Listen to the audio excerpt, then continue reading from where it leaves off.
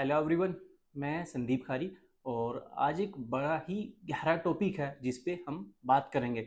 आप वीडियो में लास्ट तक बने रहना।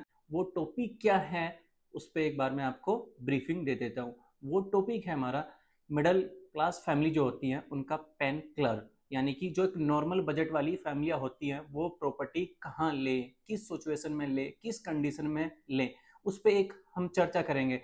या आज ये चर्चा करेंगे 25 लाख रुपए से लगा के 1 करोड़ के अंदर की प्रॉपर्टियां कैसे खरीद सकते हैं। उसमें एक आदमी, दो आदमी, तीन आदमी किस तरीके से 3 करोड़ रुपए की प्रॉपर्टियां एक साथ होके ले सकते हैं। तो इस पे मैं चर्चा करेंगे, क्योंकि हो क्या रहा है आज की मार्केट में भाई, 1.5 करोड़ की प्रॉपर्टी, 2 करोड़ की, 4 करोड़ की, 5 करोड़ की सब बता देते हैं, लेकिन जिसका बजट ही 25 लाख रुपए का है वो कहाँ जाए। तो सबसे पहले क्या है, जैसे कि हम फ्लोर लेना जाते हैं, आप ध्यान से सुनना।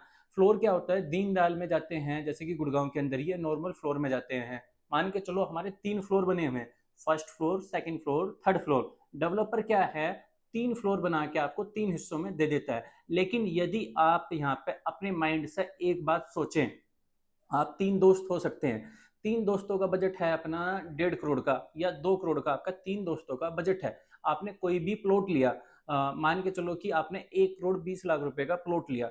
1 करोड़ 20 लाख रुपए पे आप अगर कंस्ट्रक्शन की मैं बात करता हूँ, तकरीबन 40 से 50 लाख रुपए की आपकी कंस्ट्रक्शन कॉस्ट आ जाती है। आप ध्यान से सुनना, 1 करोड़ 20 लाख रुपए का प्लॉट है आपका और 50 लाख रुपए कंस्ट्रक्शन जोड़ के चल लेते हैं, वो कितना होगा, 1 करोड़ 70 लाख रुपए। उसमें डिवाइड क्या हो गया, 3 लोगों को घर भी मिल जाएगा, प्लॉट भी आपका हो जाएगा, बेसमेंट भी आपको मिल जाएगा, तो सारी ही चीजें आपको मिल जाएंगी, छत भी आपको मिल जाएगी। लेकिन यही चीजें आप यदि डेवलपर से लेने जाते हैं तो मिनिमम मिनिमम आप इसी चीज को पकड़ के चलो कि 1 करोड़ 60 या 1 करोड़ 70 लाख रुपए में वो ही 3 BHK का आपको अपार्टमेंट या फ्लोर देता है। तो आप जो जाते हो डेवलपर के पास में, वो जाते हो कि सोसाइटी के अंदर आपको क्लब हाउस नहीं मिलेगा, स्विमिंग पूल नहीं मिलेगा, गार्डन नहीं मिलेगा, या सबसे जो मेन मुद्दा रहता है कि आपको कैश अमाउंट देना पड़ेगा। तो कई जगह ऐसी है जहाँ पे आपको कैश भी देना नहीं पड़ेगा, 5 एकड़ जैसा क्लब हाउस भी मिल जाएगा, 100% जो है पावर बैकअप भी मिल जाएगा, चौड़ी चौड़ी रोड भी मिल जाएंगी। तो उस तरह की भी चीजें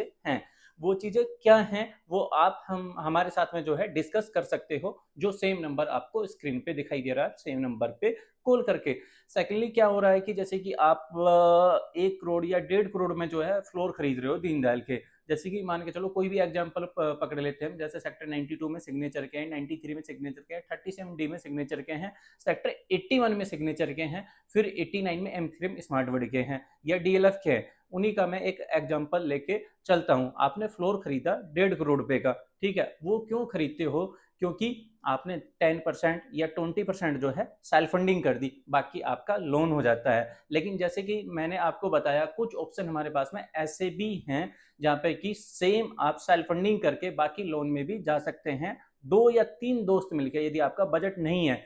क्योंकि जैसे कि मैंने आपको बताया, गणित समझो आप, कोई चीजें आपने 1.5 करोड़ की ली, ठीक है, सेम चीजें वो प्लॉट में आपको हाफ पड़ जाएगी। और इसमें होगा भी ये, जब आपको लगे कि कंस्ट्रक्शन पुरानी होगी है, आप डिमोलिश करो, दोबारा से अपनी कंस्ट्रक्शन न्यू कर सकते हो। लेकिन यदि आप डेवलपर की कोई भी चीजें आपने खरीदी हुई है, फ्लोर खरीदी हो, उसमें कोई भी छेड़छाड़ आप नहीं कर सकते हैं। और दूसरी चीज है, जब आप एमथ्रीम स्मार्ट वर्ड या सिग्नेचर जैसे फ्लोर खरीदते हो 1.25 करोड़ में, उससे बढ़िया तो ये रहेगा कि एक आप अफोर्डेबल खरीद लो, और अफोर्डेबल का एरिया आपको उससे ज्यादा कारपेट एरिया मिल जाएगा। आपको यकीन नहीं होता तो आप सेम अलॉटमेंट लेटर देख लेना इनके के कितना कारपेट एरिया लिखा हुआ है, और फिर सिग्नेचर ग्लोबल का ही अफोर्डेबल है, सेक्टर 95 में सिग्नेचर एस्पायर है, वहां का कारपेट एरिया देख लेना कितना है।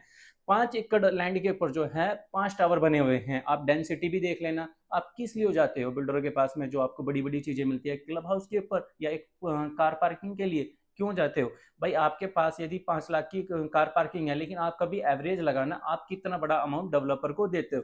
एक स्विमिंग पूल जिसको आप कभी कभी यूज करते हो, या एक क्लब हाउस जो आप कभी कभी यूज करते हो, आप एक एवरेज लगाना, आप कितना पैसा उसका एक्स्ट्रा पे करते हो। दूसरी चीजें ये है कि जैसे कि आप न्यू गुड़गांव में, पहले क्या था, न्यू गुड़गांव की बात करते हो तो न्यू गुड़गांव भी आपको बहुत दूर लगता था, लेकिन अब न्यू गुड़गांव जो है बीचों बीच में अपना सेंटर गुड़गांव लगने लगा है। क्योंकि कई बार क्या, जो मिडिल क्लास वाले होते हैं, मान के चलो अशोक विहार, लोकल कॉलोनियां जैसे होती हैं, भीड़ भड़ाके में रहते हैं, तो उन्हें वो डेवलप एरिया लगता है। ऐसा नहीं है, आप यहाँ पे चौड़े चौड़े रोडे हैं, यहाँ पे भी चीजें आपको मिल जाती है। दीनदयाल से बच के अगर आपको जो इनके फ्लोर होते हैं इनसे बच के यदि आपको प्लॉट लेने हैं तो सोना में भी काफ़ी ऑप्शन है।